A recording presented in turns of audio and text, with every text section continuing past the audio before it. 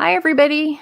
We're hanging out, having fun, and talking about not book stuff. This is for fun. Wait, we're not talking about book stuff? We talk about everything else?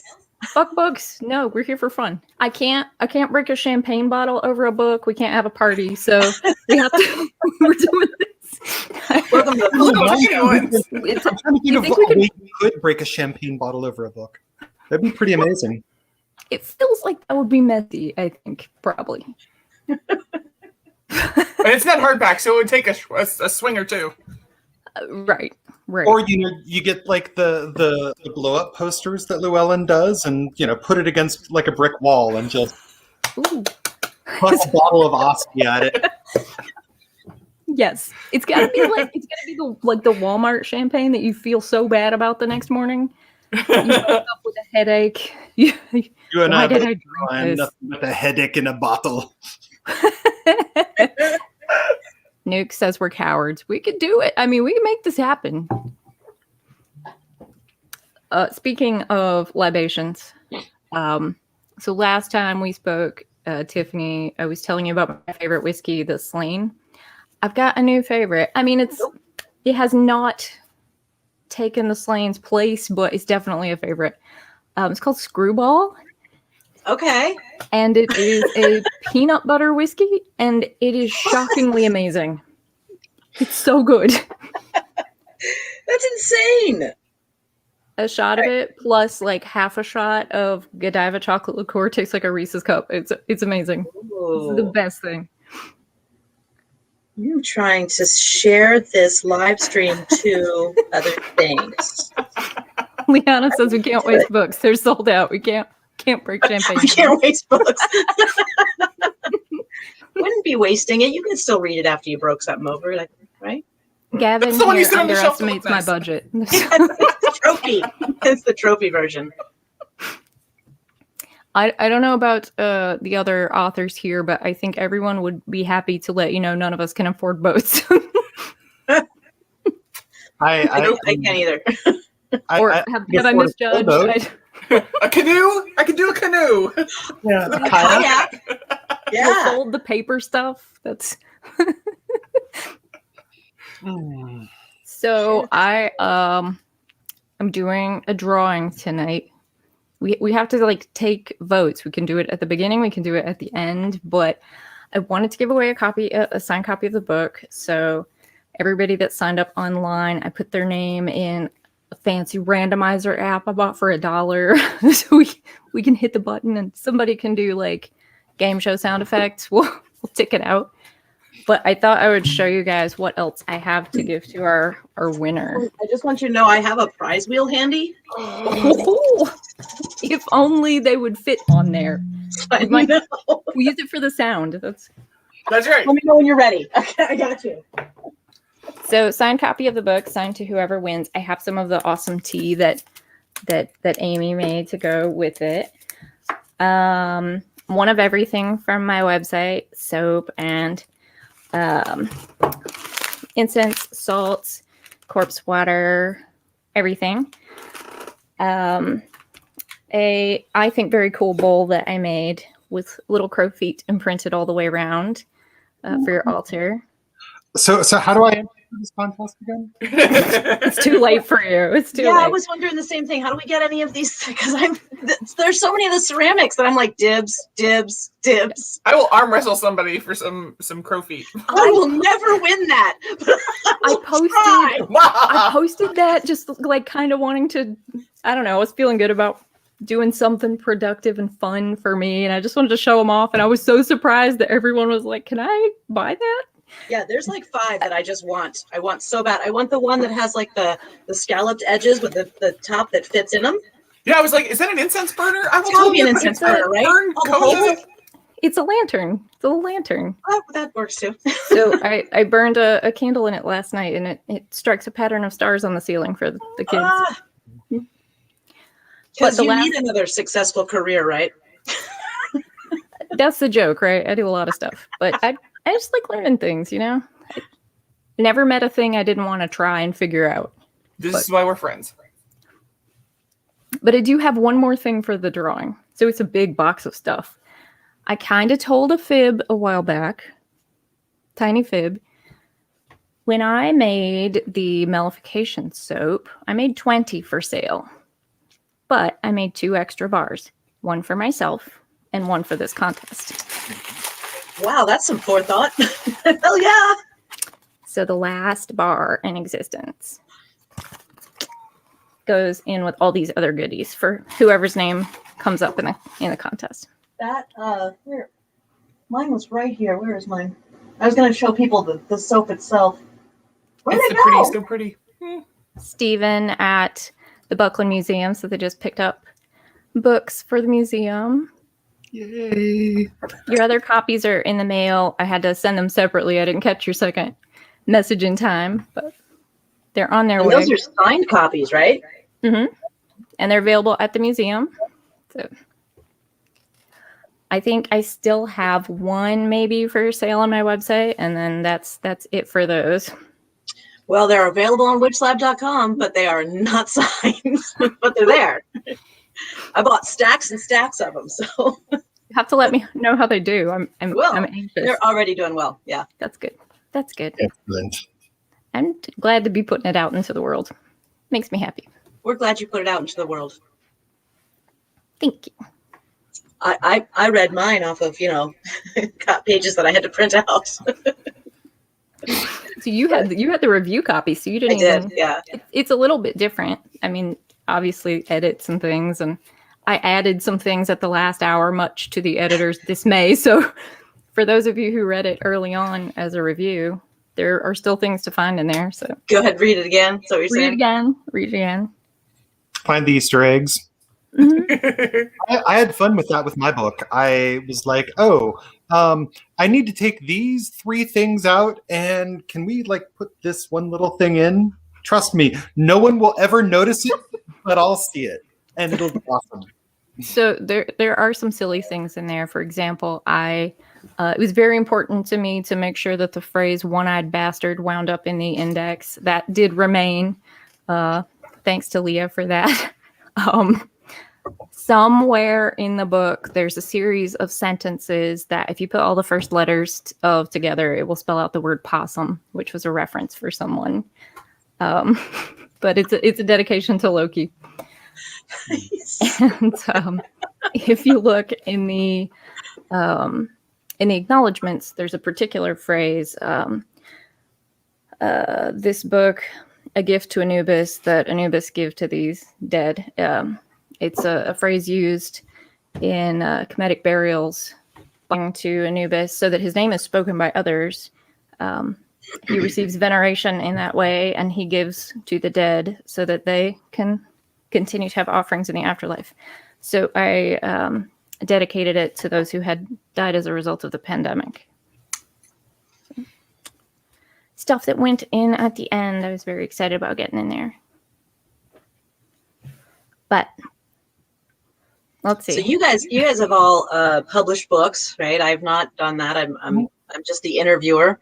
But it seems like a really neat process, right? It seems like a really intense part of your life where you invest your entire being into something, and then even last minute stuff, you're like, no, that's gotta. So I commend all of you. I'm super impressed. And I carry all of your books, just so you know. Hooray! It's such a process. You put so much of your life into it. When I started writing this book, I had just had the twins by C-section. So you weren't even mobile. My desk area was totally crazy, so I did most of my writing at the kitchen table, way too high. So I wound up with carpal tunnel in both wrists and an ulnar entrapment in both elbows, which I still have to have surgery for.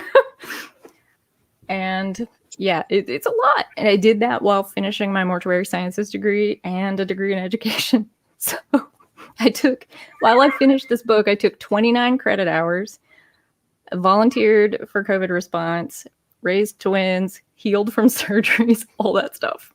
It's horrible. I feel like such an underachiever now.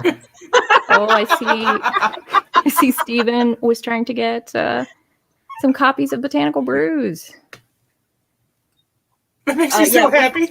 We have one left of those. One. I love that book. It has become such. Mine's right here. If I can dig it out from the bottom of my stack. I'm so tickled that my copy came today in that pretty blue envelope. I tried to make sure they got there on time. Those envelopes, I thought, they're the right size. This is great. They're not the right size, people, at all. You have no idea. Oh, yes, the hassles of shipping. No, live my life, viewers. Let me show you here. So I have to take this beautiful book, and I have to do this to it. Because it doesn't fit, and then I have to wedge it in there. You're killing me, Smalls. And I have to like tit push it into the The things we didn't know we were going to see today. That is how all of those were beautifully packed. Yeah, Blessed. Newt Anthony said the envelope did not want to give up the book, so It did we not. also had to wrestle it out. I measured and stuff. These were supposed to be right. They're not. But now I do have your copy, my copy of your book right here. Oh, thank you. So many of these recipes I've used in really unexpected ways too. Like the I told you I took that one recipe and made a pork glaze out of it. It was so tasty. So good. Because pork. There we go. Hmm. My thing's on a serious delay, so when I click on something, it takes forever for it to happen and then not happen. It's weird. I'm Did I do sorry, that? Carol. I'm way too poor to return them after I bought them. That was making those fucking envelopes work. Oh, you're gonna fit. You're gonna fit in there. Yeah, so this is going in here. God damn it. So let's see. Should we do our drawing? See who we wind up with. So how are we doing this? Well, I've got my little randomizer. You'll have to make a sound for us, and then I'll put it up on the share screen. Fortune. Give me the sign. Okay. Who's got the one last copy of Botanical Brews? Says Nick. We have one last copy at witchlab.com. I bet Amy's got some on her site as well. I do. Blackthornsbotanicals.com. Packaging and folding. Yes, it's like a +4. It's not coming out of there. All right, I'm hitting my little randomizer. We need a sound. This is very legit. This is all very. We did not plan this. I'm trying to screen share, but Streamlab wants to show like my whole computer, and you guys do not need to see my desktop. You should be able to opt to just do one thing. Like you can share like one tab maybe. Maybe. You're way more in charge of this than me. No, that's not working. Oh, nobody cares as much as I do about the screen sharing. It looks like our winner is someone who's listening. It's Gavin Redmoon from Twitter. Hey, all right. Congrats. Congratulations, Gavin. Woo. You'll have to send me a message with your address, and I will mail it out to you tomorrow. All of the fun things. Let me know how you want me to sign your book. No shit, indeed, yes. I saw on Twitter that you already bought a copy on Amazon, so maybe you'll have one you can donate to your local library.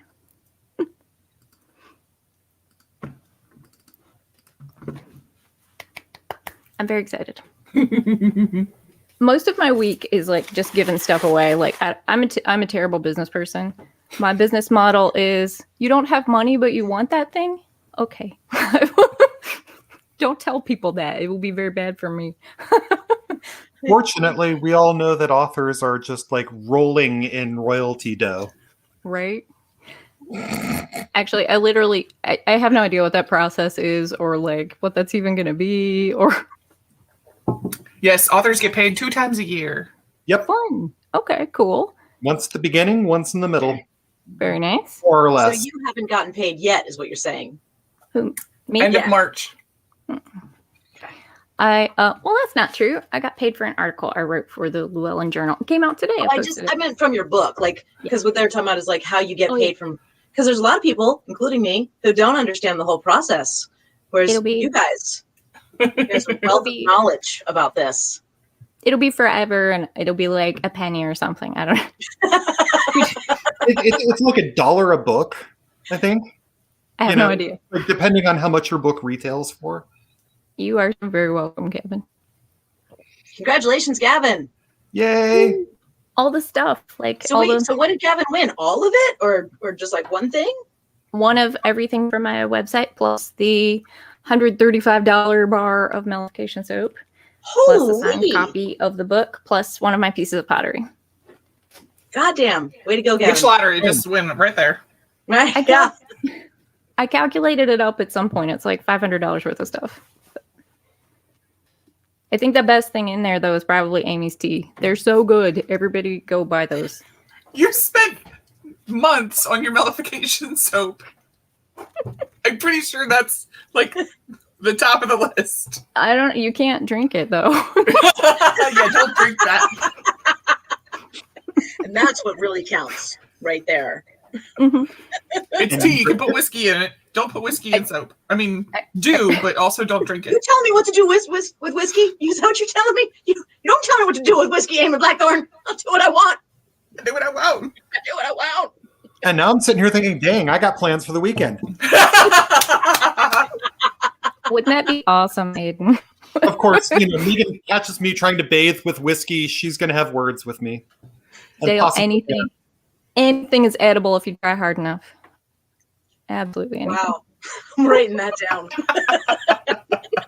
I've heard similar principles, but, another time. I think we need some 20 questions. If anybody out there has a question something that you probably wouldn't ordinarily ask an author, not about their book, not about Tiffany's shop, but something about their lives or themselves or an opinion on any random thing, I would love it if you asked a question. He's asking for personal stuff. Oh, and thank you, Jean. It's witchlab.com. Yep. Yeah, if you have a question, we can all answer them or not if we don't like you. Wow. So be careful. Like it. Oh, you're cheating, Aiden. This is... Who wants to go first? You guys are so talkative. Well, I will go first if anyone else is shy. I wanted a book with my name on it since before I knew how to write my name. Once. Sorry. Nice. I wrote the book that I wished I'd had when I was a 15-year-old baby witch and queer and kind of gender weird and living in upstate South Carolina. Misha, not everybody knows what your book is. Tell people what your book is. So I'm the author of Outside the Charmed Circle, Exploring Gender and Sexuality in Magical Practice. I actually have a copy over here on the bookshelf. I can just jump up and this one. It's such a pretty cover. This is also a book we sell out of a lot. Oh, it's such a great book. Yeah, we do. Happy to hear. Yeah. This is actually my reading copy, so, it's got things in it like, this is Misha's reading copy, please don't steal it. And then, all of my tabs in the pages where, I read things from. But yeah, I was called to write this book because there was a lot of stuff that I realized no one had ever told me as, I was kind of coming up as a witch and a magician. And thank you, Gavin. It came out like the rest of us.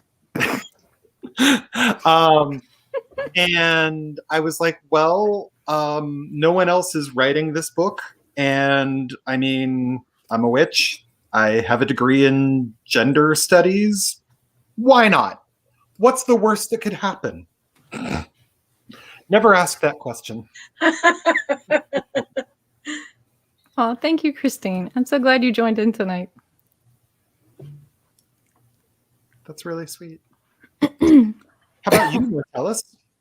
Oh, I did not intend to write a book. All of you know that. I ranted in the direction of an editor on a whim about a thing that was pissing me off. It was not a pitch. It was not a pitch. It was a bitch. I walked into the Llewellyn pitch meeting at Mystic South 2019 with someone else who was pitching. I had literally no intention of doing it at all whatsoever. I got approached by a very pretty girl with a clipboard who wanted to know if she could take down my name, and she could have taken down my number as well. You know who you are, and I bet you're listening. And, I panicked, I guess. What do you say to someone pretty? Yes, please do write my name on the list. And then I got called to go up. So I did. And a week later, I was signing a contract. So here we are. You randomly gave your name to somebody with a clipboard because they were pretty, and then you just you fell ass backwards into a book contract. Yes. I love you so fucking much. I love that you're in my life. This sounds like a post from Sounds Like You're Gonna Get Cursed by the Fae, but okay. I'm so painfully awkward though. It's like, how do you even flirt with a human being? The only thing I know how to do is be like, you are nice. I would be fine with my pants falling off around you. That would be like, what the fuck do you say to people? No, that's it. You nailed it. That's what you said to people. Writing that one down. Remember that. You'll know I'm flirting. That's how it happens. By the way, what's some of our favorite indulgences are? I'm a sucker for this terrible crap right here. This is water. So we could kind of rank those. This is like Amy, Nice. Samson. I'm gonna mute myself for a second while I wrangle my dogs. Fair enough. I said this. As soon as I figure out how to do that. Earlier on Instagram, but I'm hooked on the salted Milky Way. Like these have just been on my desk. I did not know that was a thing. Yes, it's new. What? Hold on. I'll be right back. Uh-oh. Can I get it up here for people? Salted caramel Milky Way. Dang. That sounds amazing. Is it dark chocolate or is it just the way that the label is? Yeah, it's just the way the label is. Mm. So it's worth it. Okay. What a Something right up in my hand. Joe said maybe I would get like a sweet Milky Way sponsorship or something. Good. If you could be a cereal. Be a cereal? Not okay. All right. Okay. Captain Crunch. Ooh, with or without crunch berries? Lizzo eats Captain Crunch, so that's a reason to be Captain Crunch. So good job. I'm pretty old school. The whole Crunch Berries thing always seems a little weird to me. I'm pretty like just give me the corn and sugar. Of course, now I'm a type 2 diabetic, and so bonus points if you know Captain Crunch's name. It's not Captain. It's not Captain. Oh God, I used to know this. I'm wondering if anyone in comments is going to say it. Please, someone tell me. Horatio Magellan Crunch. Wow. What? Say that again? Horatio Magellan Crunch. You have so much information. That's amazing, right, Gavin? He has a name. What? I thought it was Captain Crunch. Like that. Test me. Google it. Well, clearly it's Captain Horatio Magellan Crunch. Clearly, So his rank is captain, Yes. but his given name. I thought he was an admiral. Somebody Google that for me. I really thought his name. At this point, he should be. I mean, he should have his own fleet by now, right? Right. At this point, Not to be If he was a judged, captain in the 80s and he's still a captain, So he it's did, now he did some Admiral pinky Crunch. things. no. He's either Admiral Crunch or he's been demoted. Or we're His severely disappointed kind in of you. stalled Captain. out in the 80s. If we're doing fun facts about people. I don't sleep well. Yeah, I you're gonna get, kick all our asses on this if we're doing that. I've got my little watch informs me I get on average about 58 minutes of sleep a night. I soothe my PTSD with facts, so I lay awake at night reading and learning stuff. And you retain it. That's the impressive part. You actually retain it sticks. It sticks. So I'll fall down a rabbit hole of like fucking cereal mascots or something, and then 6 years later I remember it, and here we are. Yeah. So I think that my cereal would be Cookie Crisp, and I don't know why, but I can't get that name out of my head. So Cookie Crisp, it used to be like a burglar that was there. I was gonna reference the community moment. When I was a kid, he wasn't a wizard at all. He was a burglar. Thank you. Right? When Troy Not said even a that, reference I'm like, I get. wait, he's a wizard now? What do you mean? I didn't even know that part. He's always been a burglar to me. I didn't get the memo. It was glamorizing criminals. Oh, well, that's fair. Is that why we don't have the Hamburglar anymore either? I was just going to say, when was the last time you saw the Hamburglar? You're right. He doesn't exist. Okay, let's see. If I had to be a cereal, I would pick. I think I would pick Rice Krispies, not because they're good, because they're not, but because they're versatile and they're strong. You can build stuff out of them. You can make other stuff out of them. You can add texture to stuff with them. Good answer. Good answer. Yeah. Good answer. Good answer. Lonnie popping in with an actual question. Two of you know I already like to ask, do you have any traditions you follow when visiting a cemetery or grave? I don't wear shoes in a cemetery at all, ever. Unless I have to, like I'm serving a funeral and it would be super weird for me to take off my shoes because I'm in like a mortuary situation. And you live in a warmer climate too, like so. Not always. There's snow here now. Okay, so even now you would do that? Yeah, always. Unless I have to wear shoes, I don't wear shoes. Well, who forces you to wear shoes? Who's that person in your life? if I got hired for a funeral or I was a pallbearer or something, like that would be weird. I see. So yeah. Got you. What about you? Got you. Guys, gals, people, everyone in between. I always take a moment before I go into a cemetery to just acknowledge whoever's there, whoever's hanging out, and say basically, hey, I want to come in, pay my respects, whatever I'm doing. Not here to disturb or mess with anything.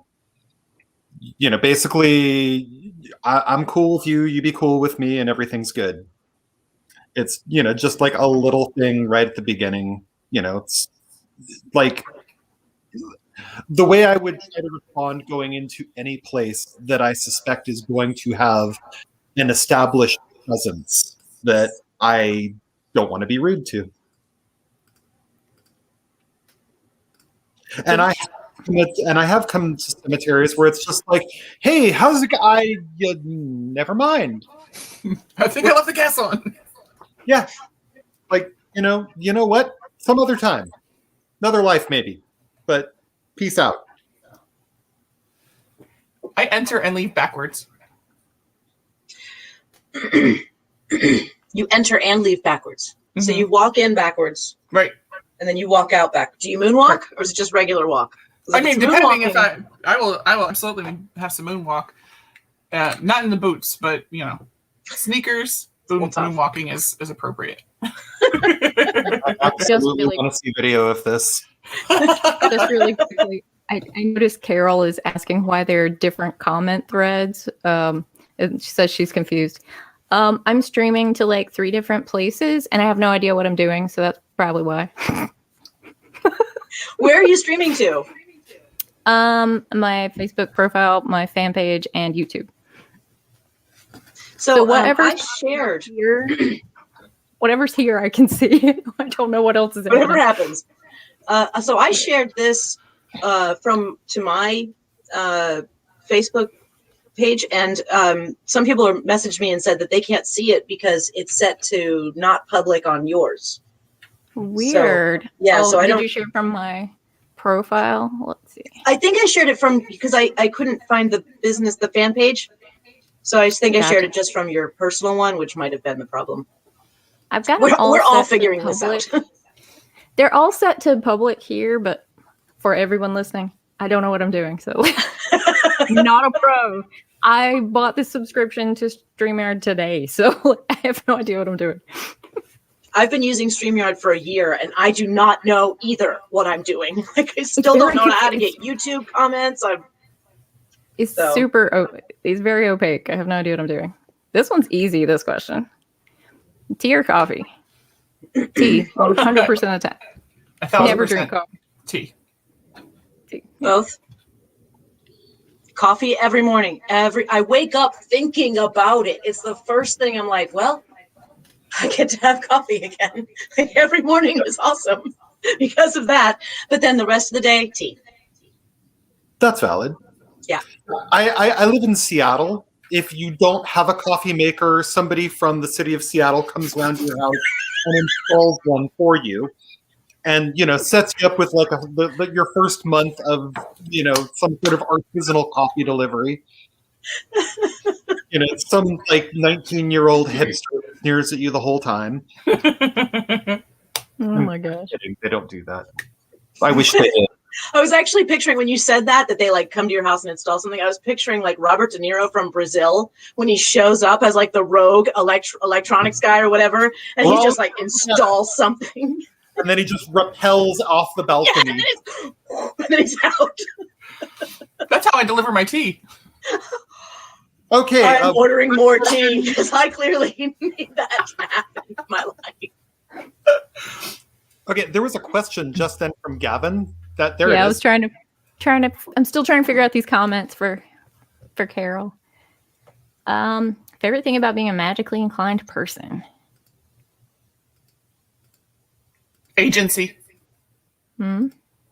Explain what you mean by that. Just because I'm dumb. You're that dumb. My favorite thing about magic is the ability to say no, or yes, or absolutely yes, or fuck yes, or whatever it is. But the ability to make my own decision and not have a priest or somebody say, poo-poo, you're wrong. Nope, no, thank you. I'll be over here doing my thing. So control over your. I am. Someone introduced me as a so and so nut, and I said that's not a thing. That's not who I am. I am my entire thing is bodily autonomy. You do whatever you want with your person over there. This is mine. I get to choose what it does. I love how, I don't want to say mercurial, but I love how changeable our communities are. I love that tomorrow anyone in this comment thread could also be on this screen talking about their new book. I love that everyone is so welcoming to new people and new ideas, and I think it's really amazing how everyone has the space to be just as much of something as they want to be. Amy stole my answer. I mean, it's a good answer. Amy stole my answer. Some, agency and, but seriously, I love that my practices exist in a line of continuity, not an unbroken lineage, but a line of philosophical, spiritual, the Renaissance that goes back to the Middle Ages, that goes back through the Dark Ages, that goes back to classical Greece and beyond. But that also is, as Mortellus was saying, changeable, that can address the needs of the modern day. I like playing with really old stuff to solve really new problems. I think that's a great answer. Yeah. I like that because we do dig into that, right? We can't help it as magic people. We dig into the old stuff, right? Sumerian and all of that. Like, where did it all start, right? We love that because there is truth there that still hold today that we can kind of bring into what we're doing. I love that. I don't know. It seems like there's this idea in a lot of magical practices that you're supposed to be seeking mysteries in what you're given, right? And sometimes for certain people like myself as a non-binary person, you might say there's conflict between my identity and what some of those practices are. But I love the fact that no matter who you are or what you're practicing, that if you dig deep enough into whatever mystery is in front of you, you can always find something, someplace where you fit. Yes. Yeah. Yeah, it's a varied field, right? I love what I like about being a magically inclined person is that I love the fact that we can acknowledge that there's stuff more than we see, and that there are a lot of other people in this community that agree with me, and I can talk with them about that in a very real way, not just a hypothetical way, but that we can actually talk about the other side of the veil, the unseen part of, and half of what we do as witches is dealing with the unseen part, right? I love that. I love that. The sparkly other side of the veil. It's that magic is real. That's what I love about being a magically inclined person. The magic's fucking real. Mm-hmm. I love it every day. Nuke wants to know what our favorite cocktails are. Same answer from Simpson before. Straight whiskey and water, friends. That's what I do. But I have the most boring answer, so I figured I'd just go first. I have a hobby of designing cocktails after personalities of people that I know.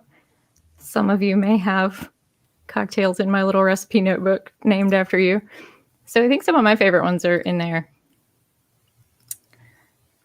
More. What?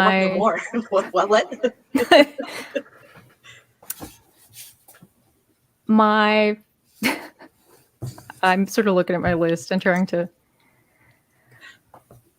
favorite ones. Oh gosh, most of these have like probably really inappropriate stories attached to them. Best. Well, what do we got? Well, let's see. I named this particular one after my spouse, and it has two names. It's either a sexy beast or a sarcastic bastard, depending on which way you mix it. But those are the same thing, by the way. They are the same thing. It's vanilla vodka, Chambord, and triple sec, mixed heavy as a martini. Nice. Vanilla martini, huh? Mm-hmm. All right.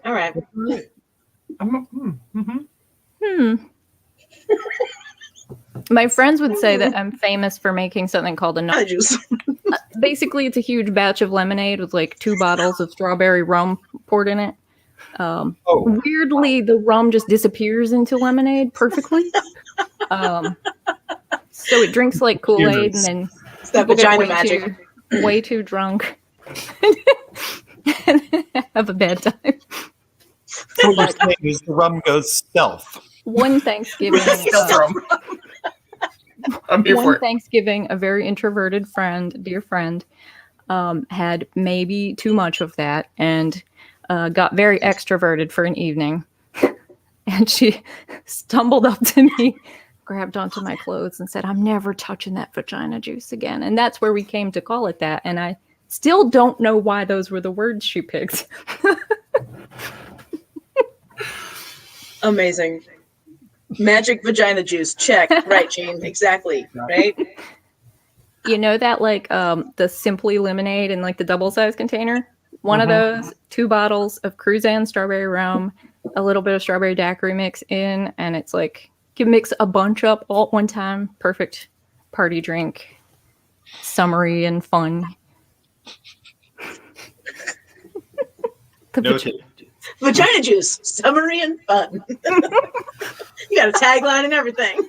I love it. What about you, Amy? What's your favorite? Oh, right now, so it changes because all of my materials are seasonal.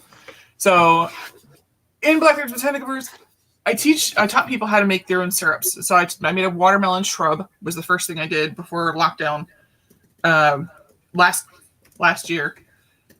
It's a watermelon syrup. So I put this watermelon syrup that is beautiful and gorgeous in Italian sparkling water with Uncle Val's Botanical Gin. It's a cucumber forward gin with sage and lemon and lavender in it. So it's watermelon and cucumber and it's just the most beautiful thing in the world. Awesome. Cucumber is such a nice flavor too. Thank you. You're welcome. What about you, Tamsin? So I'm terrible at picking favorites, like, off favorite. Right. Like right now, my favorite cocktail is probably, and I'm not even kidding, just a standard issue Cosmo. Ooh. Classy though. It's so classy. It's classy. It's delightful. Like instead of cranberry, I'd use like cran raspberry, but that's the extent of the modification. It's really easy and it's just really nice. You don't have to get super fussy with it. Can I just take a moment here to do like a PSA and say, can we stop being sexist about cocktails and let masculine people enjoy tasty beverages? Like, there's nothing wrong with it. Everything everybody likes is, all the good stuff is for some reason associated with girliness. Can we just have them? Can I tell you one of the weirdest cocktail finds that I have done? Cruzan rum. Their vanilla rum is beautiful, and I was putting it in everything. Cruzan is so good for like mid-level rum. It's tasty. It does. So I was like, Cruzan vanilla rum. Cruzan is the brand. Okay. With a Z. I tried it in Sprite. I figured this is amazing. I'm going to drink this. Well, I was at an event years and years ago, pre-pandemic, obviously. They ran out of Sprite, but they had 7-Up. I'm like, well, it's the same thing. Oh. I'll try it. Buttered popcorn. It tastes like buttered popcorn. Whoa. All right. Why? Yeah, why? I think a fun question is like, what alcohol do you always want to have in your house? And I definitely don't want to alienate our sober listeners, but I think it says so much about people, like the stuff they like and just keep around. Like I always have a bottle of Cruzan vanilla rum on my counter because it's so fun and forgiving. And put some in a Coca-Cola. You have a vanilla Coke and it's really nice. Vanilla rum and Coke. But I always have Bailey's on my counter. It's one of my favorite nightcaps is Bailey's Irish Cream. But I don't know. For as much as I talk about whiskey and enjoy it, everybody wants something that's easy drinking and light. Yeah. I am going to need to... Oh, okay. Somebody just... I was about to say, I need to go, and then somebody put up a question. Sorry. You're not going anywhere. They so pulled you back in. Just when I thought I was out. Love a good Godfather reference. We went backwards on that, but I liked it. So, asking Misha, would your book be helpful for coven leaders navigating new territory? Speaking as a former coven leader, I hope so, yes. I think it would be marvelous for people who are looking to work with people, looking to work with queer, trans people, looking to integrate queer and trans people into a group of predominantly straight people and are going, how is this going to work? What do I do? order and sexuality and polarity and embodied magic in a coven setting. So I would like to think that, yes, it would absolutely be useful.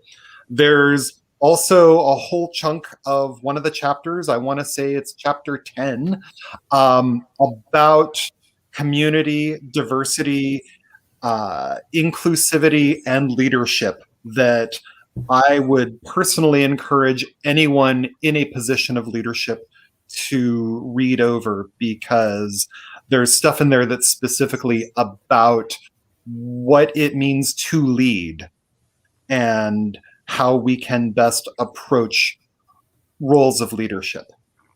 As a non-binary person in what can be very binary space, I have to say something I loved about your book was that it felt like reading along with my own inner dialogue. Like reading it, it was like, oh my God, I've totally thought that before, standing in circle space or whatever. And I think for someone who's not a member of the LGBTQ community, it's a fun picture of the inside of that thought process. Like how you're responding internally to those things that you're hearing from your straight coven leader or siblings. A lot of what I was trying to do in writing the book was, in as gentle and friendly and approachable a way as possible, basically say, here's what it's like to be queer and trans and pagan for, at least one person, and I'm pretty sure that a lot of my experiences are not unique. Here is what it's like for us in this community, and here are ways that it can be better. On this topic, I think that especially for maybe people in older generations or people who have really set ideas about what certain magical practices look like you go in a little bit tense, like how might this be ruining something I really care about? Right. And I'm going to share something that I really love, and I always recommend someone read it before reading something that they think might cause tension with their own beliefs. I really, really adore this little comic, and I think it's really important to go check out. Yes. I love this comic essay so much. It's really useful. Yeah. You read that first, and then you go read Tamsin's book, and you'll feel better inside about it when your little toe starts yelling at you about what's wrong with you. Well, and one of the things that I said right at the beginning of the book is that a lot of what I had to say in the book is going to push some people's buttons. And that I'm asking the reader at the outset to please assume best intent. I am not saying any of the things that I am saying with the intent to hurt or provoke or, to troll people. I'm only ever saying these things because I want our communities and our traditions and our practices to be better, more nourishing, more good. And on that note, I should ring off because I have another place to be. Thank you so much for having me here. It's been a joy. Thank you for being part of my celebration. Oh, it's my pleasure. Thank you so much. Glenn asks if I've received any resistance to using the term priestess. Yes. It's oh gosh, what am I doing? No. We're gonna shuffle around Hollywood Squares. Welcome to live editing. I would say it's been twofold. I've either gotten no comments at all, which is great and how it probably should be, or I've gotten just really vitriolic hate mail about it, or demands from people that I prove my lineage or give them a vouch for my my initiation, or they demand that my upline makes a statement that says that they support my choice. I thought it was really interesting. I didn't know this actually at the time, but my high priestess was reading about it a little bit, and she wound up saying that it made her think of back in the 70s, the the pushback for using Ms. instead of Miss or Mrs. and how it was like feminists are ruining the world and we're ruining families or whatever. And she was saying that this feels the same to her, the way people have sort of responded to it. And I think that's a really sort of telling comment. It's just, I don't think it really even necessarily is about being trans or non-binary. It's about choosing not to be defined by your gender. And I think that that's good for everybody if you choose it, no matter what you are or what's important to you. If people's resistance to it it's about change. It's about their own discomfort, right? It's not about you. It's never about you. It's about them. And it's about their discomfort with having to be forced to look at the fact that there's more than they expected to be in the world. And so they're pissed.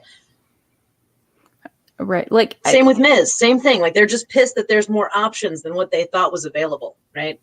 I always hated, even before I came out as non-binary, I always hated Miss, Ms., Mrs. because why the fuck do I have to be defined by my relationship to a man? What? Yeah. Why do we have to change the Mr. is just across the board. Your whole life. 30-year-olds, Mr. So-and-so. Mr. Right, you're the only way 10-year-old, a 10-year-old boy is Mr. Right? It's like Mr. or Doctor. That's it. And then we have to be like, well, where exactly are you in your life? Are you a Ms.? Are you a Miss? Are you a Mrs.? Or have you crossed over into Ms.? How about this? This is what I am, bitches. You know what I love about using MX instead of either of those? Is send out a resume or a work email or something. Sometimes I'll get a response back and it'll be like, but what are you? What do I call you? Oh, MX is just going to piss people off. Again, it's change. They don't like it and they feel uncomfortable. I need to know what gender you are and then how you're related to a man so that I can know if you fit into my ideology of whether I can hire you or not. Right. If you're a Ms. or a Mrs., then I can talk down to you because you probably know less than me. If you're a Mr., then I have to treat you as an equal or peer. Mix is just, it's a challenge. I don't know how to address you. Right. How about you just address me like I'm a human being? What did you say? I'm sorry. They do. They just did it. They know how to address me. They don't want to. It makes me think of like when we had the whistleblower. They knew exactly how the fuck to use they, them, then. If you don't know who someone is, you know how that works. Right. If a woman gets married and changes her name, nobody fights them about that. If she gets divorced and changes her name, no one complains. If you call your dog a he and say, no, it's a girl, they adjust the pronoun to fit the fucking dog. Why is that so hard with human beings? Why can't we do that? Why are we bad at that? I feel like I've just defaulted to they all the time. So when I speak about someone, I don't even want to use a he or she because I don't want them to have a preconceived notion already about the person I'm about to talk about. Right. And I try as well to do that. I'm not perfect. I try to do it because I feel like it then takes away any preconceived notions they might have in the beginning of my story. Right. There's so much just like pre-programmed sort of colloquialisms, especially in the South. It's like, hey, lady, or sir, or ma'am, or like you guys, or whatever. I'm trying really hard to correct, but sometimes it slips in. Newcast is to share a recipe for which thing? That was a while ago, wasn't it? Where are we at? Oh, you right about that. They want to know how much to pay you. Oh, shiznit. Nuke's right. You're right. You're right. Oh, you possess tits. I don't care what your gender is now. Well, that brings it down to here. Just bring that right down. Oh, vagina juice. That's what they want to know the recipe for. Oh, I will put that up on my Facebook fan page if you guys would like after we're done talking. Little recipe card. Vagina juice. Do I have to call it that? I guess I do now. Oh, Otherwise, they won't know what you're talking about. They won't know. We've gendered the fucking beverage. Can we not? See, we're just as evil as them. Awful. God, somebody told me a joke the other day. Why did the non-binary prospector move out west? Why? Because there's gold in them there hills. It's such an awful joke. That's so bad. Okay, wait. Why did the chicken go to the seance? Because they wanted to get to the other side. That's right. When my oldest child was like 5 years old, they came home from kindergarten one day and told me a joke. Why? Oh crap! How did it go?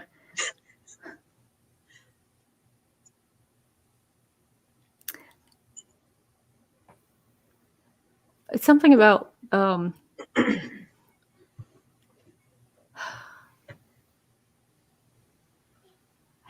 did the family make the plumber cry or something like that? She was 5, you know. And the punchline was they killed his whole family because 5-year-olds. 5-year-olds will just come out with words and you have to respond to them. Just oh no.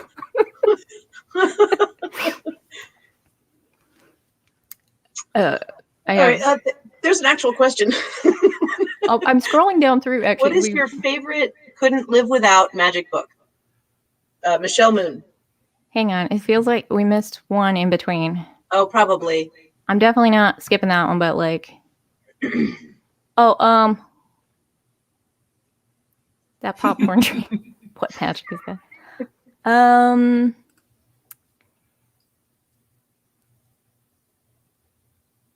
Hang-ups in the craft are really different. Yeah, definitely, for sure.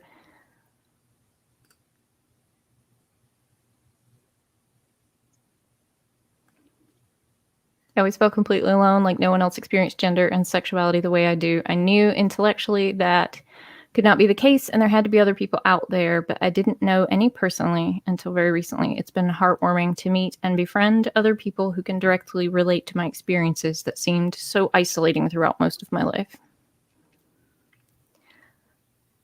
That can be so important, just knowing people. Yeah, to know that there's other people like you, it can change everything. Because the isolation, I think, is what kills us, right? Yes. JJ Juice. I think that's the JJ Juice. You're right, Nuke. Can we talk about Buck Angel? Hello. Mm-hmm. There are also some lovely non-binary people out there with vaginas. What's your favorite? I'm winking at you, Mortellus. I was winking at that girl with the clipboard. But like in a way that made me look like something was wrong with my face. Like you winked your way to the top. We see it. We see it. Bad flirting got me here, people. You too can fail that hard. That's your favorite couldn't live without magic book. That's tricky. That's a tricky. Oh, you giving us one, Michelle? We can. That's rough. It's a tricky question.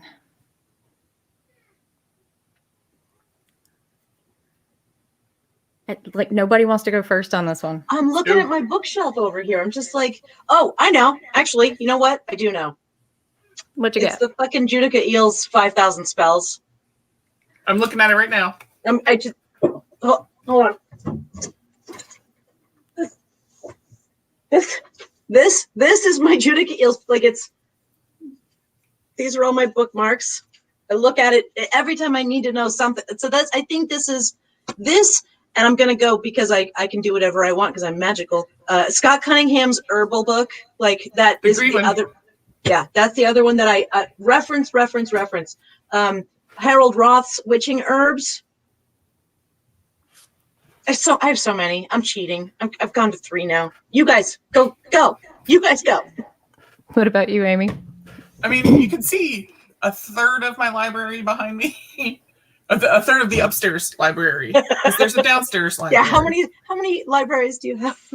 The upstairs library is nonfiction. Downstairs is fiction. Like you got to keep them apart. I have my Mists of Avalon with my magic book, so sometimes I integrate. It's so hard to pick a favorite. What are you What's showing going us? on there? What's that? Horatio Magellan Crunch. I told you.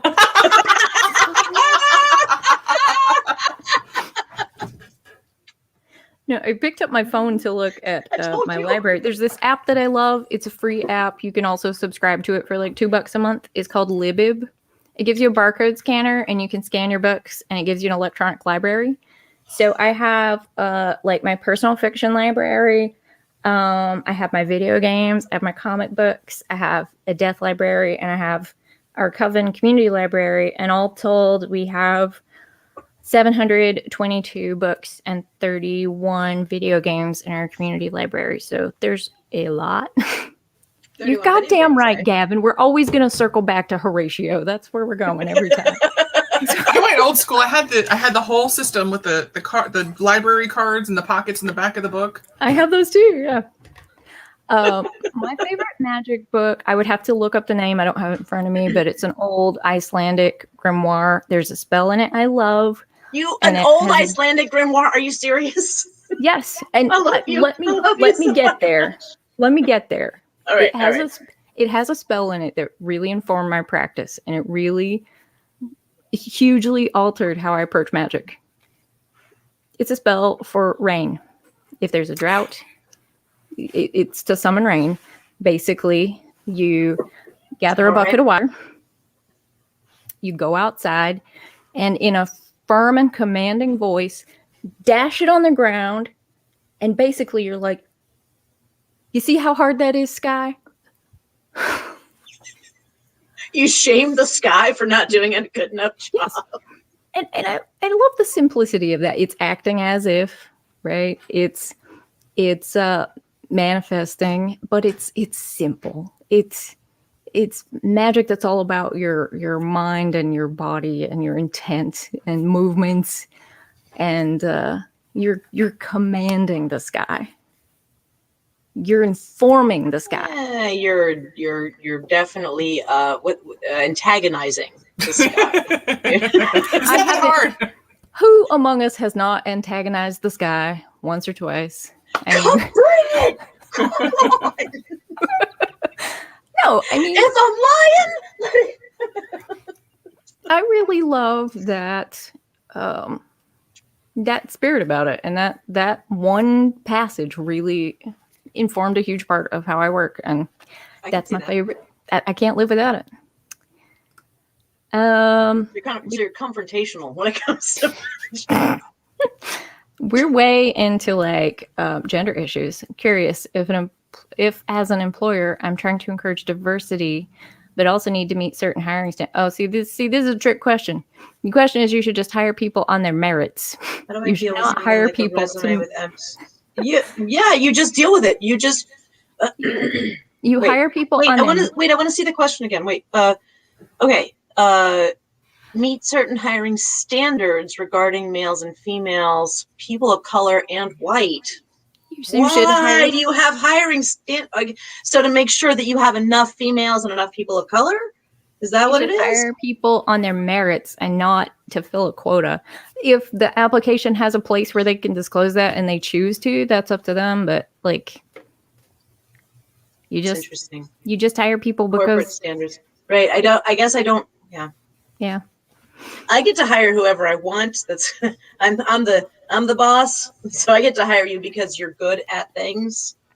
Exactly. I don't give a shit about the rest of it. A top 3, Dale. What? A top 3 of what? Books, maybe, because we said that the one was too much. I wanted to do like top 3 movies or bands or something. Like, what's your favorite? This is your show. You get to pick. Tell us what top 3 you want to hear about, or tell us about. Right? That's gonna be my new like a column. More tell us about it. Top 3. Oh my God! Yes, more tell us about it. I want top 3 like songs that are like part of your soul. Like if you had to make a soundtrack that was going to play over the montage of how you died in a movie or whatever, and they were your life, what are those 3 songs? It would depend on how I died. It's not about how you died. It's about the life. It goes with the montage. That's what you said. Ruining this. All right, You're ruining this. sorry, I Gotta ruined have a everything. I'm montage. sorry. That's what I do. Mine would be filled with terrible stuff, like really, like embarrassing crap. That's what would be in there, for sure. But like songs that somebody would have to listen to even know you as a person. Like, I feel like Amy's scrolling through her iPod. Like, what's Called out.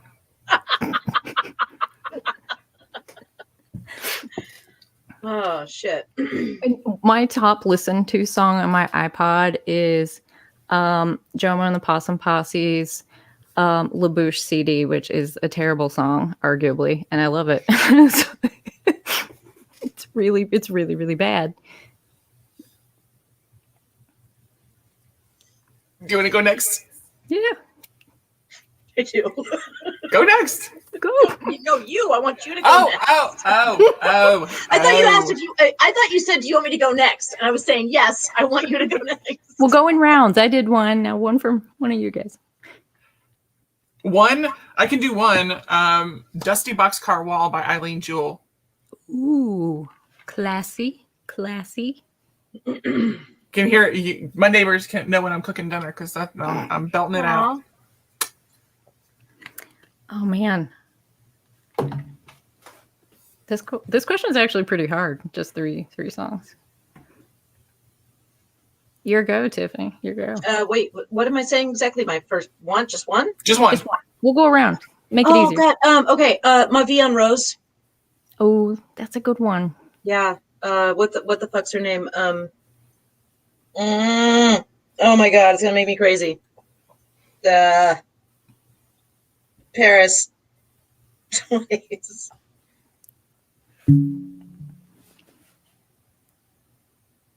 Looking it up. Hold on. A lot of things that are not helpful. Seriously, none of that. It's so full. Shut up, stop laughing at me. Anyway, it's Ma Vie en Rose. That's one of my favorite songs in the whole world. My favorite is actually when it's done on ukulele.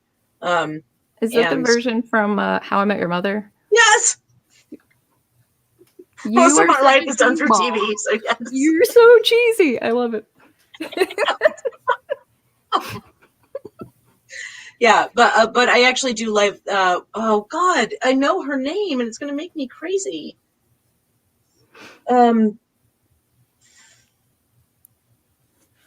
It'll come to me. She's. There's a Japanese jazz tune that I like to listen to when I'm feeling melancholy and like wanting to write sad poetry while it's raining or whatever. It's called The Fragrance of Dark Coffee, and I play it all the time. It's a favorite. Edith Piaf. Thank you, Tracy. Yes. Oh, that's exactly who it is. Sorry. If so, my number 2 would be "Shortchange Hero" by The Heavy. Also, a good one. The action movie that I will write one day has that in the soundtrack. Got to. Everybody's loading up for bear, going to take down whoever the bad guy is. That's what's playing on the soundtrack. Nice. My second is "Thank You" by Led Zeppelin. Still cheesy, but don't care. Can I share links and then work properly in chat? I don't know. We'll find out. The second one didn't. I don't know. I can see them come up in the chat, but I don't know if you can click on them. I mean, they look like they're. That looks. I'm like clickable. ruining everything right now. Mortellus ruins everything. That's your other show. Make it a tiny URL. Takes a second. How do you do that? What do you mean? You go to tinyurl.com. Yeah. And you can even say Mortellus' song is the URL. Tiny URL is a thing? Yes. God damn it. The things I don't know about this world. So if you go to tinyurl.com/sacred smoke book, you get the first 30 pages of Sacred Smoke to read for free. The same thing with Blackthorn's Botanical Magic, Blackthorn's Botanical Brews. You get a 30 pages or 50 pages to read for free. Here you go. I just make tiny URLs of everything because I will never remember how to no. I use Bitly a lot. Nice. What is similarly. Bitly. Okay.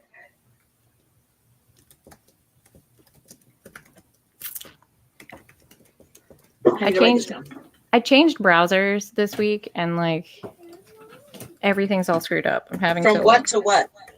I was using Chrome, but recent updates were it made it really bloated and slow, so I've changed to Firefox. Okay. I'll post this link to a song later. Save stuff being a pain in the ass. Another song. Oh gosh, there's so many. I guess.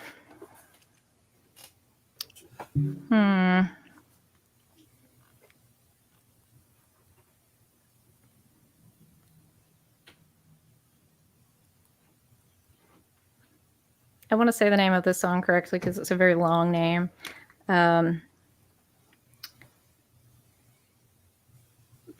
It's a song by a band called Coheed and Cambria, and the short name of it is "In Keeping Secrets" from the album of the same name, "In Keeping Secrets of Silent Earth 3." And it's like my go to battle song. Like, I love that song. My oldest child and I joke. Every time it plays on my iPod in the car, I always restart it and play it again. And she's like, "It's in there twice. It's just this."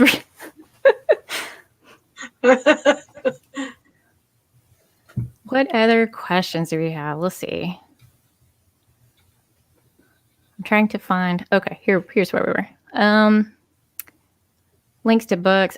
We can all three of us will go back and post some links on our pages of stuff we talked about. We have to work together to remember Horatio Crunch. We'll get there. We'll post links. That's gonna be somebody's craft name tomorrow on TikTok, and I love it. It'll be Horatio Magellan Crunch. Horatio Magellan Crunch. Admiral. High Priestess. Admiral, yes. Horatio. Let's see what else. I'm scrolling. Necropants. Glenn wants us to think about those. You just want to talk about Necropants? I'll tell you guys a funny story. It's not a funny story. It's actually a really awful, terrible, gross story that I think is funny. That's kind. I'm in. What do you got? Okay, so the mortuary school that I went to, we did soft cure embalming for medical programs. When you embalm someone, their body's very hard. But we used a process of soft cure embalming so that basically they could be taken into surgical suites for students to work on. We could hook them up to machines that would pump their heart, inflate their lungs, and we could artificially move circulation through their bodies. So when they're learning how to do heart surgery, they can, in theory, nick a lung and deflate it, or other things that they have to correct for. Right. Soft cure embalming is not pretty at all. I mean, ordinarily you embalm someone and they look like they were still alive if you've done a good job. Soft cure embalming isn't for aesthetics. The outer layer of skin will come away, all the fingernails come off, all the hair comes out all over the body. So we embalm them, they sit for like a week, and we have to come back and debride off all that skin. We basically have to flay it all off of them. We have to pull out their nails, they just sort of fall out. We have to pull out their hair by hand. That kind of stuff. So super gross.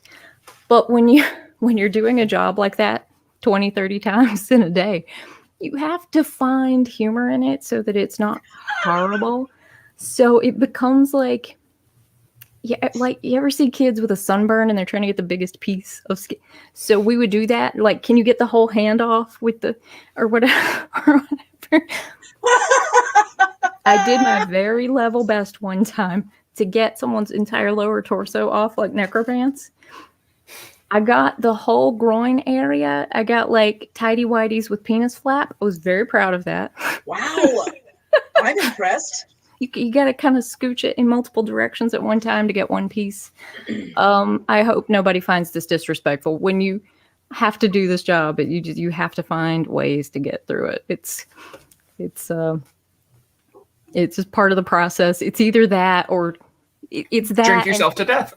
It's that and find comfort in it and humor, and you're talking to the person. And otherwise, we're just taking like a scrub brush, and it's all very clinical, and that's much worse somehow. So Glenn, I've done my best to remove some necropants, but they would not function as necropants because they did not give them to me before they died, and also I did not keep them. So. This this seems like a good place for me to exit. I actually have to go. I'm so sorry. No, me too. I'm very sorry. I would love to keep talking about dead penis necropants things. The depantsing. Depantsing. There's nothing weirder than getting like the whole skin sock off a penis because you wind up with like a hole in the end, and it's like a wind sock. It's a weird thing. It's a weird thing to be doing with your life. Love it. I love it. I love it. I love all of it. And I love you. And I love you. I love both of you so goddamn much. Thank you for love your whole face. Celebrate and hang out. And this was... I love both your whole faces. Thank you for inviting me to be a part of this. I feel very honored just to be in the company of you guys and Misha. This was amazing. And I'm going to watch the rest of what you do later. So make it inappropriate, make it awesome. Talk about lots of more terrible things, dicks and buttholes and whatever. Get in, losers. We're doing butt stuff. That's exactly right. All right. I love you guys. Have a wonderful evening. I'll talk to you soon. Bye. Bye.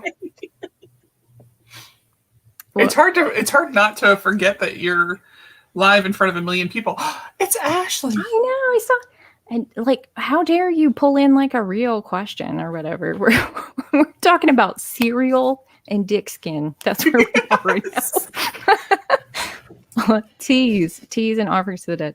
I have, yeah, of course. I've often given tea to the dead. I like the aged tea blocks if I'm giving them as offerings. Circumstantially, I think it's really variable what I might choose to use. What about you, Amy? Absolutely. And twice on Tuesdays. Especially if it's someone who I knew enjoyed tea, then right. I will spend a little bit more time picking which tea it is if I know that it's someone who enjoyed tea. But if I don't know, I'm going to go with whatever my spidey sense tells me. Or tell us about it. To Ashley's question though, I'm a big advocate for giving the dead the ka or energy from what I'm doing. It could be this Coca-Cola and I'm drinking it on their behalf. That would be silly, but maybe some deceased person would be really hyped to get that Coca-Cola. But often my morning tea I dedicate to the house spirits and consume it on their behalf. I don't even drink. Go ahead. Letting them have that energy rather than taking it into myself. I don't even drink coffee. I do not. But there is always coffee in my house to offer the spirits. I have a trauma association with the scent of coffee. It's a PTSD trigger for me. But I also keep coffee beans and coffee in the house for spirits who want it. I work with Anubis a lot, and I find that he really enjoys dark coffee. So I will brew it for him, even though it pushes buttons. Yeah, it pushes buttons. Let's see. What Stevie Nicks song made you realize you're just a skeleton piloted by magic? Isn't that Gold Dust Woman for everybody, or possibly Dreams? Probably. Mine was the Believe song from the Practical Magic soundtrack. I have that one on my iPod all the time. Nice. Leslie, that's exactly why I love bad movies. Somebody had to love it that much. And man, I don't know. It's the trauma kid in me. It's if somebody could love a bad movie or a bad song enough to make it, then I am definitely worth loving. It reminds me to love myself.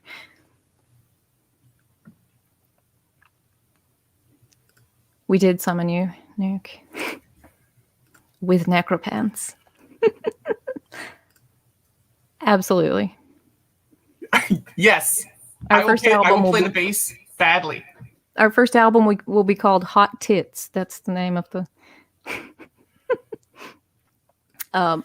I met my spouse in art school. We met each other while studying graphic design and advertising.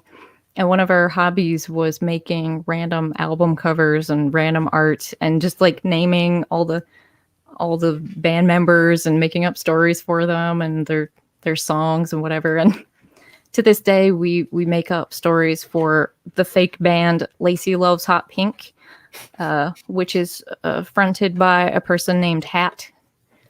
And their biggest hit was Betty's Back Window, but they've had some minor commercial success over the years. That kind of bullshit. But I love a good fake band.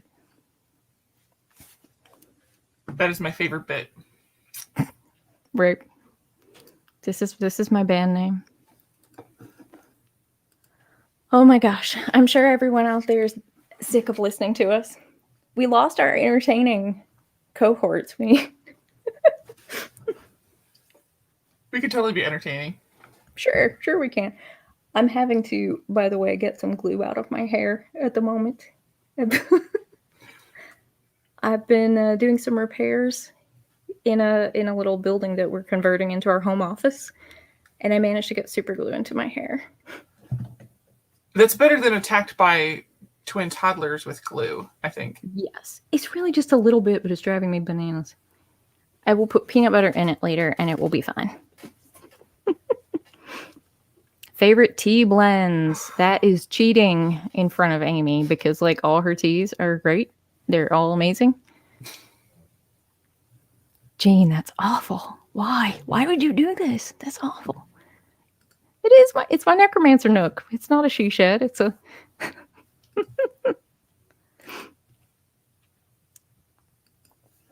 So favorite tea blends. Oh gosh. Right now, I'm totally hooked on your Santa Muerte. I've really been enjoying that one a lot. It is. It definitely has its own spirit. I can't remember off the top of my head everything in it. You could probably do better than I could, but since you make it, yep, it has calendula and it has this. It's a black tea to start with. But the calendula, and there's a lemon cream flavoring to it, but there's also just a whisper of tamarind. So it definitely has all that feeling right there for you to partake of. I've been enjoying that one a lot with a little cream in it. But I've also been drinking a lot of black tea with the Bennett's Exorcism bitters and a little bit of cream. I really love that. Those bitters are amazing. I know. So good. I saw them as like one of those promoted ads on Instagram forever, and I instantly just sort of like knee-jerk reaction, hate anything that was sponsored to me. I did not want it.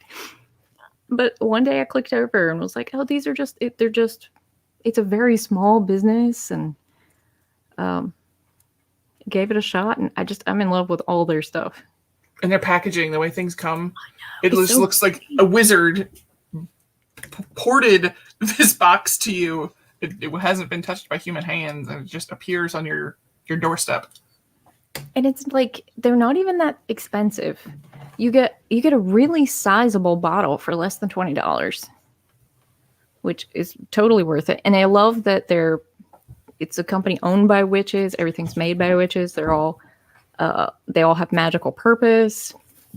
I love that the exorcism bitters have like herbs and spirits that were classically used in exorcism rituals. I think that's super cool. It hits all my notes. My nerdy buttons went to 12 that day. Greatest magical success or favorite magical experience that just made you know you're on the right path. Oh gosh. I feel like that's also kind of a tricky question. I have an answer if you want to think about that. Go for it. So my first coven those of you who don't know me, I ran out and joined the first coven I could find the minute I turned 18. Do not recommend it. Date around a bit, meet some people, talk about stuff. But this because the coven was high priestess by someone who was an emergency room nurse and had been in emergency medicine for 20 years. They always have the best stories. You sit around during your cakes and wine and you get to hear about a lady who had her face peeled off. The focus on healing was very prevalent. So we had a coven member who turned up with stomach cancer and was given probably 4 months to live. It was very upsetting. She had been with us for the 5 years that I've been there. So we had 25 people in this coven at this point. We were 2 months before we split, and they hived into 2 separate groups because it's too many people in one room. So we had people grouped. We had some people who were singing. We had some people who were drumming. We had some people who were doing Reiki on the patient. Everybody had their own groups, and we worked ritual for this woman to extend her healing and to help her really feel better to the point where she was able to do some things. And we must have worked for a couple hours. There's singing and there's screaming and there's hollering and anyone who's been in a larger ritual knows there's some stuff that's going on.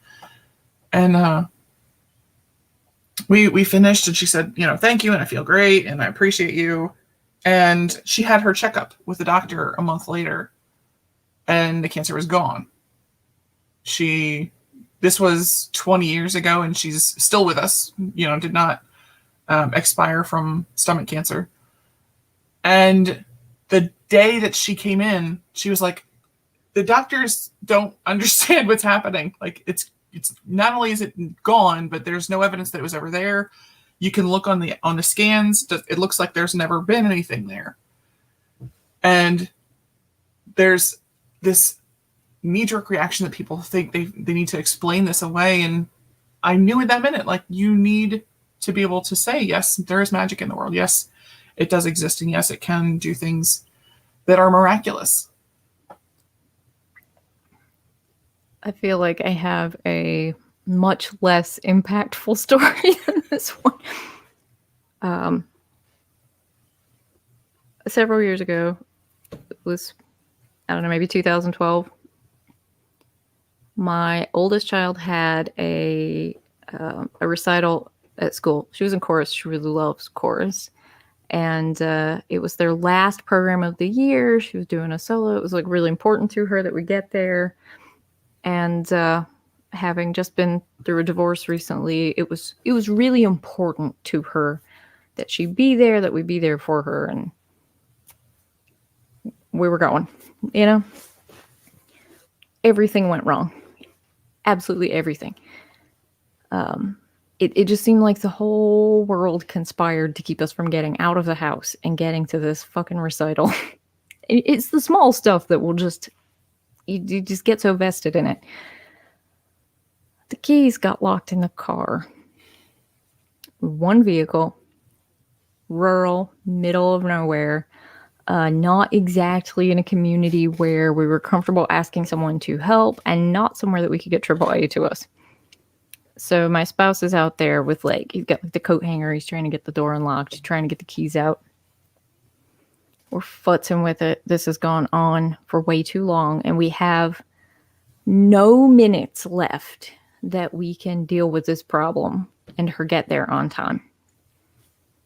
And I don't know, this sort of quiet came over me, and I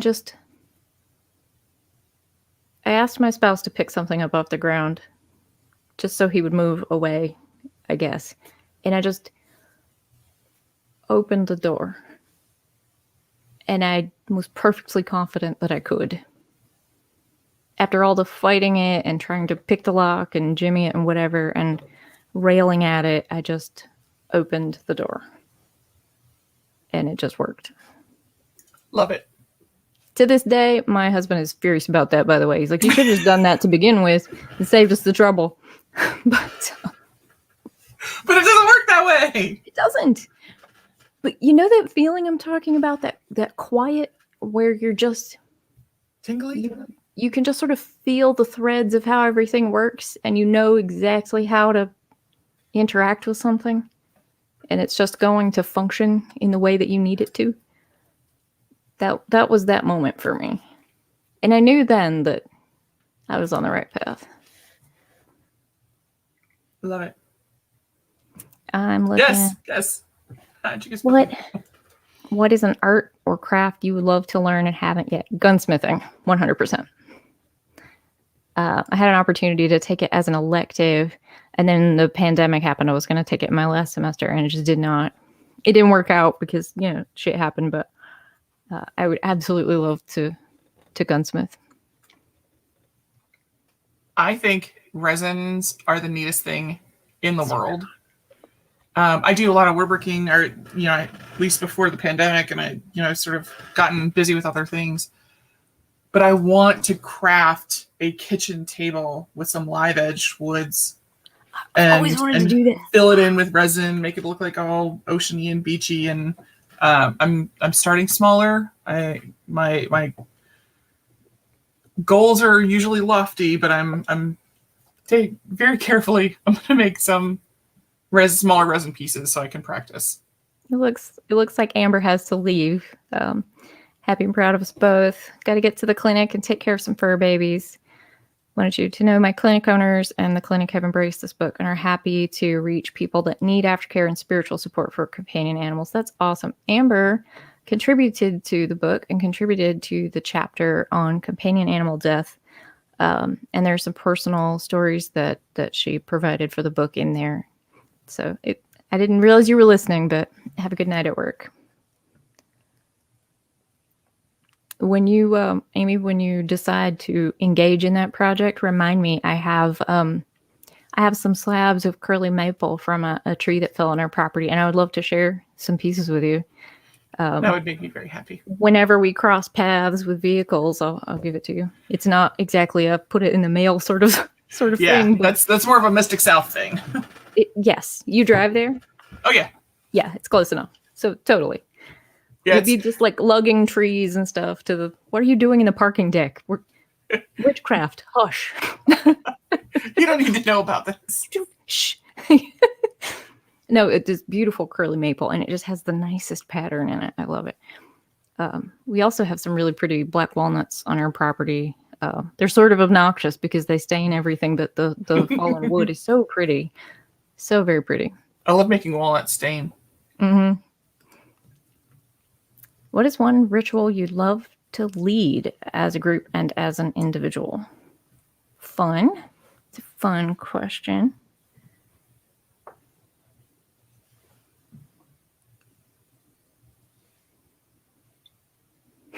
I got nothing. You got nothing? Running a group for so long, you get to get all that out of your system. I can't think of anything right away that I haven't gotten to do. I can tell you about one that I did do that was absolutely the tits. It was again first coven. We every year, every August, the entire tradition would get together, and so 500 witches are camping in the woods in the eastern Great Deciduous Forest. It's hot as balls out there, and there's 500 witches in black robes and deerskins running about. Our coven got picked to lead so there's opening, main, and then closing during this long weekend. We got picked to do the opening ritual. We were helping with the main ritual, so there's a lot of cross promotion things happening. My high priestess at the time is a Leo with a Taurus moon. So this woman, I'm the opposite. oh my goodness, she spent $10,000 on this ritual for one day, and it was we lovingly refer to it as Disney on dirt. She made gold lame costumes, like gold and silver lame for the god and goddess. We spent a year on this. Who has that time or money? Who's doing that? An ER nurse with a good work ethic.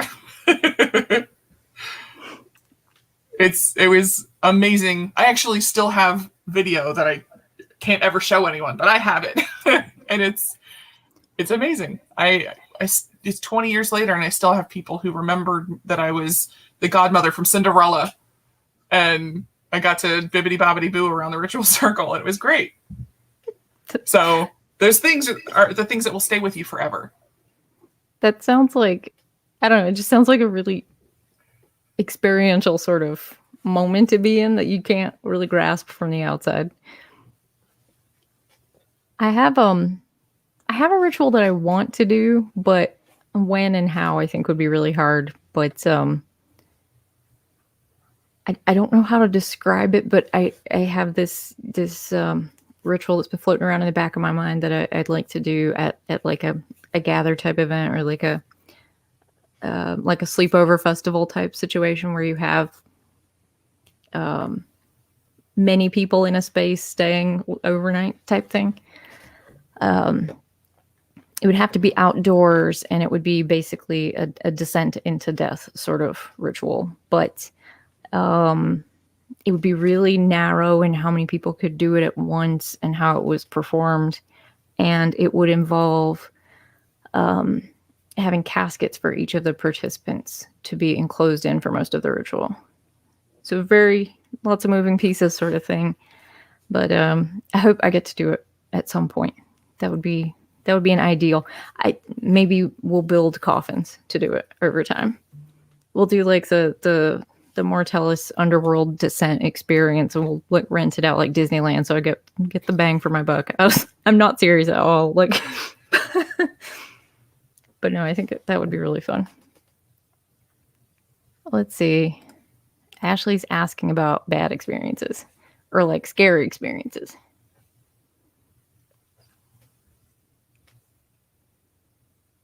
Do you want to go first, or you want me to go first? You go first. So, my family is very separate, we'll say. So I didn't spend a lot of time with my siblings for many years. And when my older sister and I attempted to reconnect and get to know each other, she wanted to go to a local venue that was... Don't do this at home. It was to be trespassing to go there. And I did not know this until we had arrived. And she expected me to shimmy over a barbed wire fence. Like, don't do this. It's not a good idea. It turned out that this was originally it was a home for girls who were orphaned. Then it was a sick hospital for the Spanish influenza outbreak. There was just some very, very... It wasn't just that they were unquiet spirits. There were some outright scare. There was a priest who had apparently his job was to preside over the dead and say their last rites and whatnot. He has not left the premises, and it's been 100 years. So it was very scary. I would not recommend it. We got chased out of there by this very determined spirit who thought that we were not just trespassing, but that we were making fun of the dead. And that's not A, that's not cool. And B, that's not why we were there. But that's the day that I found out my sister was pregnant with my niece, who is now 19. So it was a good bit of time ago, but it was a very interesting experience that I don't plan on repeating. No, I'm not going back there during the day. Not if you paid me. I hope you'll forgive my slight distraction. As part of the vaccine trial study that I'm part of, I have to log in multiple times per day to an app and input like my temperature and heart rate and stuff. I'm thankful to my in-laws for gifting me this. I call it my pair watch, like my little knockoff electronic watch, so that I don't have to stop and like pull out a blood pressure cuff and stuff. But it's a whole thing to have to keep up with in my life. Well, we appreciate you doing what you can to help the COVID vaccinations. I'm happy to be a part of it. It's definitely a process, though. I mean, doing this twice a day for the next 2 years of my life is really frustrating. And once a month, I have to go get blood drawn and get stuck with needles and all kind of tests and stuff. And then twice a week on Monday and Thursdays, I have to do like a whole bunch of tests, and I have to send in samples all the time. It's really intensive, but Wow. I'm glad to be doing it, doing my part. Even if it's being frustrating at the moment and not letting me. Okay. Scary experiences. Early on in my adult life, I, one, was not really settled in my magical practice yet. Two, was not yet going to therapy and hadn't really dealt with some mental health stuff. I was not the best version of me at the time. I didn't have great boundaries. I didn't really understand good warding and those sorts of things. I had been out with some friends. I was drinking, and alcohol has come up as a topic. I'm not an alcoholic, but I was out having drinks. I had had just enough alcohol to be buzzed but not inebriated. And that was the day that I learned that if I don't create boundaries around myself, that the dead like to play Jesus take the wheel with my body. And well, the ghost that found me in the bar wanted to get into a bar fight and go out into the street and burn shit and all kind of stuff. My friends were wonderful at keeping me out of trouble until I was able to expel this spirit from my person. But it made me very, very nervous about any kind of inebriants in environments that I'm not familiar with. Yeah. If I ingest a beverage, my limit is always 1. I have 3 kidneys and can process a lot of alcohol. So I can drink a little more than that, but I've learned over time actually to ward my body really well. So I don't have that problem as much today as I once did, but it was a very scary experience. And this particular spirit was a gross old man who liked hanging out in a bar. So he thought that my body was an amusing toy as well. So that's fun to be like assaulting yourself in a bar. That's fun. It was not a fun or comfortable experience for me, actually. I remember it with not a small amount of discomfort. So it's good to have boundaries. It's good to make sure that the dead know that they can speak to you and that you will translate for them, but they can't speak through you. Yes, boundaries are a thing. I find it even more so if I'm overtired. Those things come through a lot more easily because my boundaries are down because I'm too tired. I'm too exhausted. His name was Jesus. Nuke, if you're volunteering to come out with Jane and like build coffins in my backyard, that'd be so fun. Also, we could donate them to families who can't afford to buy burial containers when we were done using them for rituals. So that'd be super cool. I also put some instructions in my book about how to build those. They're not hard to make. So it's a good project, actually. Building coffins that you can donate to families who are doing home burials or who are doing cremation and can't afford a burial container. Families can totally use their own containers, and especially if your town has like a potter's field or a place where they bury indigents, they always need burial containers, and that can be a really good volunteer project if you are someone who's handy and you enjoy building. How would you go about that? Who would you contact? In your area, it would really depend. Like you could talk to your city. Usually your local health department is in charge of burials or cremations for those unclaimed bodies. So that'd be a good place to start. You could always make them as well and just post them on like Facebook Marketplace and be like, this is free if you need a burial container. That's also an option for you.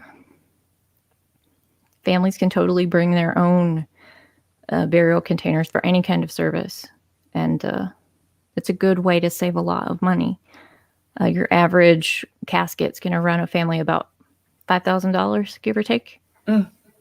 So for some good oak plywood at $11 a sheet, and you would need 5 sheets, give or take.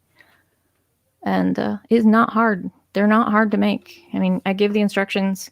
Most of it is just cutting straight lines and using a power drill or like a cordless drill. Very simple stuff. I can see that being a very cathartic project for a family member who, anyone, honestly. I was going to hold this up, but I give this handy illustration. Basically, you need your 2 sheets of plywood, and these are the cuts you're making. It's nice. Really simple. You would make this cut twice to make a lid and the bottom. You make this series of cuts, and some of them would be cut into short pieces for the angles. So it's a really simple sort of container to build. The trickiest part is working your angles out. Like having a miter saw to do your angles. But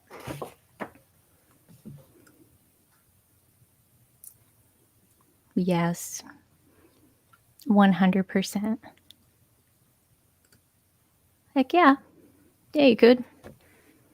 Absolutely. There's a blend in the beginning of Blackthorn's Botanical Magic that's based on Angelica, and it's forgiveness and release and understanding. So that would be really lovely on the wood. Yeah, there's a lot of arts and crafts. Did your book come today, Angela? Did it arrive?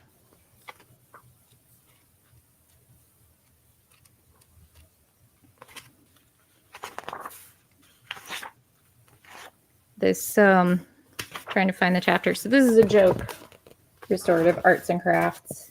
We have to take a class in mortuary sciences called restorative arts, and that's where we learn to paste someone back together if they were in a horrible car accident or fell into a wood chipper or something. I'm being lighthearted because, again, that's how you keep yourself from drinking to death at night. you have to find humor in it. But I thought restorative arts and crafts was funny. But I talk about making life and death masks and shrouds. My spouse did the original illustrations for this, which were adapted by an artist at Llewellyn. So I was very excited to have him be a part of this book in that way. But yeah, I talk a good bit about there's sewing patterns and all kind of stuff like that. Gasp. Let me look.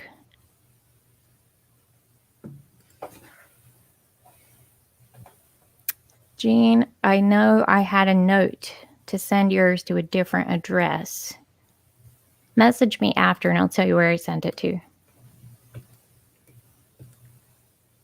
There's a no-sew shroud pattern in there as well. One that you don't have to sew it or sew it all.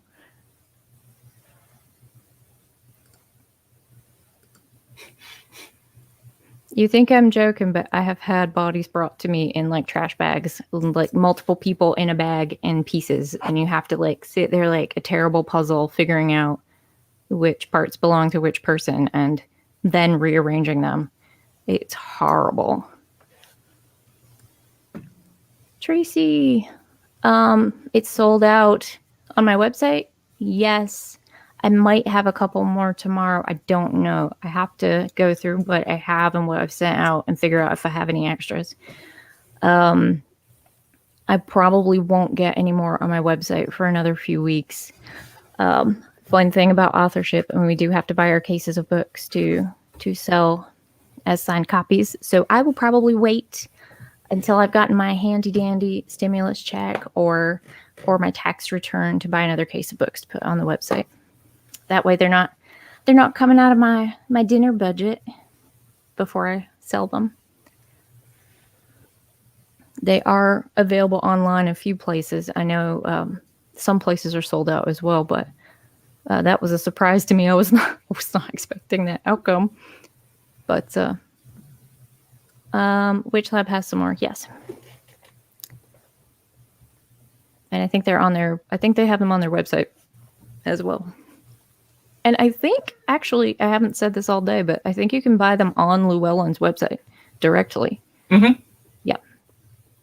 I should probably know that.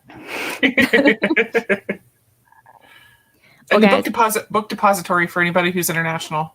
Yes, absolutely. Okay, so I was about to say it's 5 minutes till 9, and I promised my children some time this evening, but Nuke asked one more question, so I think it's a great signing out question. What's your favorite movie, both witch-related and non-magical? So that's 2. Favorite 2 movies. Favorites are hard, but I can give you whatever popped into my head today.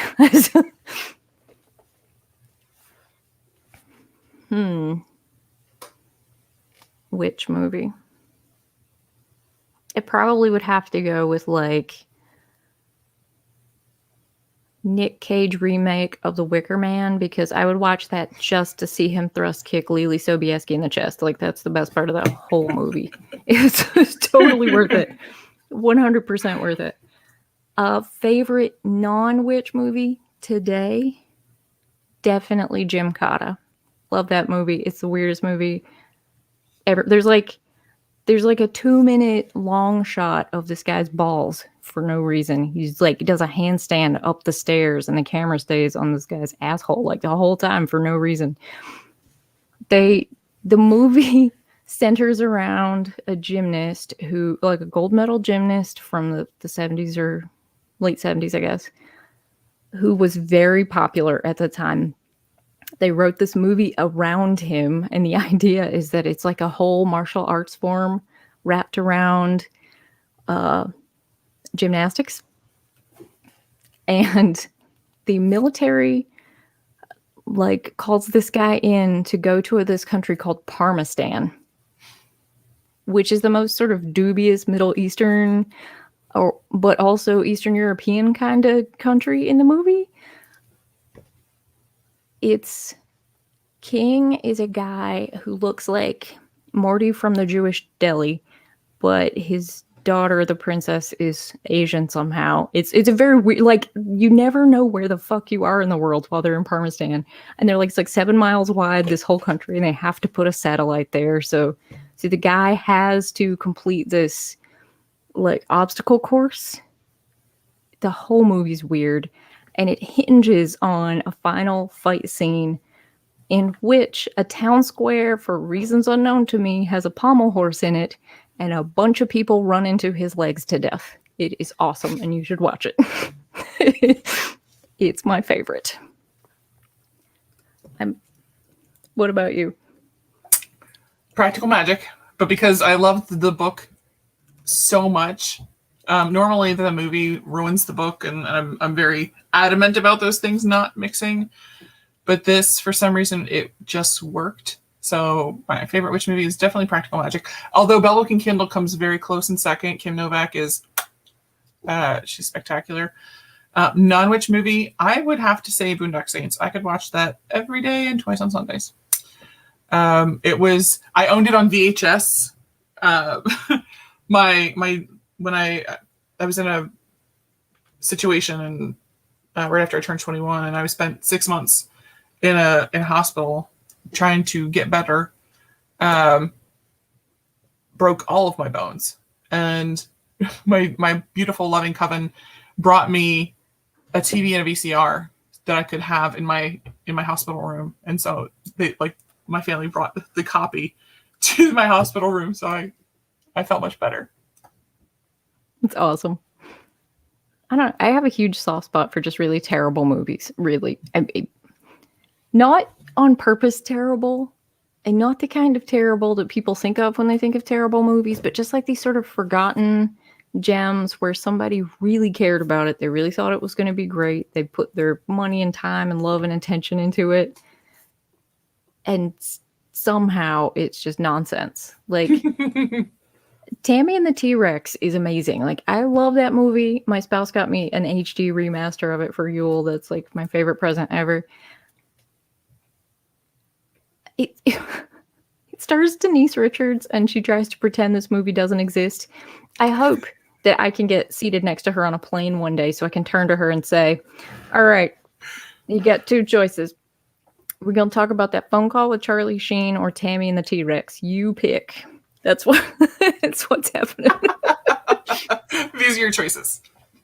The movie hinges on her boyfriend getting killed in an accident that happens in 5 minutes. It's not really spoilers. And this sort of evil scientist type steals his brain and puts it in a robot dinosaur, which she continues to have a relationship with.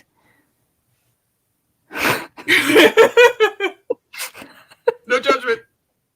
There's this scene where it's like, I love a weird prop scene, right? There's this scene where the Velociraptor is trying to call someone on a payphone, and you get like dinosaur glove hand up into the frame that dials, and nobody answers. And then he checks for coins in the thing. And that's the best part of that fucking movie. I love it so much. It's just like the Velociraptor glove, looking for quarters. Oh my god. Where's he gonna put them? He doesn't have pants. You don't have any pockets. Yes. Amber knows my terrible movie ways. Velocipaster is also an amazing movie. I love a movie with like any kind of like shapeshifter illness, like lycanthropy or something. Velocipaster is about a Catholic priest who becomes infected with an illness that makes him transform werewolf style into a velociraptor. Wow. It's actually kind of amazing. It is amazing. I love it. Don't you forget, Michelle, you have to go watch it. It's so good. It's not good. It's really bad, but you'll feel bad about yourself inside while you watch it, but you'll laugh a lot. And that's worth it. It's totally worth it. Velocipaster is great because there's a couple of scenes in which like people are having a serious conversation and there's a library in the background. But like every other book is a book about acting and how to do it. I love it. Nuke is sick of listening to me, though. He told me I should leave. Thank you guys so much for hanging out tonight. In a different world, in a different time, I would love to have had a gathering tonight and had all my nearest and dearest around to celebrate and drink vagina juice and watch bad movies, and that would have been my ideal. But this was a good second. I have a movie for your next theoretical movie binge, and that is Crazy Eights with Tracy Lord and Gabriel Anwar and Tom. Oh, what is it? Like, just real like B and C level actors. I worked the props for this movie. Ooh. So there's a mad scientist. They said we need mad scientist things that are also witch things. So bring all of your witch things. So I'm gonna go watch that. There's a really terrible movie that one of my coven members was in, but I think they'll kill me if I tell any of you. So, thank you guys so much for hanging out, everybody. Thank you, Amy. I'm so grateful, and to Tamsin and Tiffany who have already bowed out. Thank you both. Much love, and I just so value everyone's support in this book and in this process. Thanks for being there, and hearts, kidney beans, or whatever. Kidney beans. Good night, everybody.